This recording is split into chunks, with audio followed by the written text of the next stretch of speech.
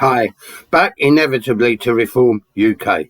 Wednesday saw the defection of Jack Berry, former Conservative Party chairman to Reform UK.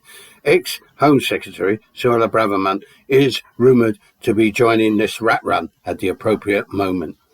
Things are certainly appearing bleak for a Tory party under the hapless Badenoch leadership, despite her diving fully headlong into Reform UK ideological cesspit.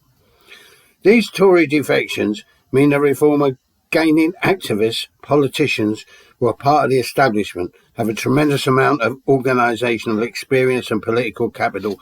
So far, there's been no equivalent defections from Labour.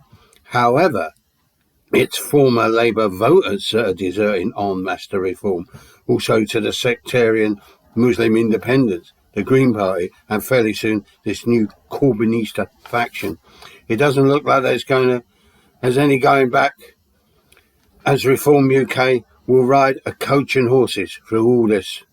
Should next general election Reform fail to gain an overall majority, it's not too difficult to imagine them entering into a coalition with the rump Conservatives, becoming virtually indistinguishable from Reform, with a new ultra-reactionary leader. Of course, there's always a distinct possibility that Reform implode, or Farage is incapacitated, resigns, the House of Cards collapses, but to rely on this will be foolish in the extreme.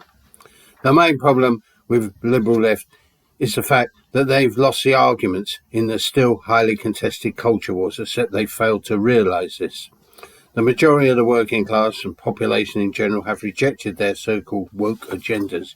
Any attempt by the Liberal left to stem the rise of Reform UK by fighting on culture wars terrain will only backfire.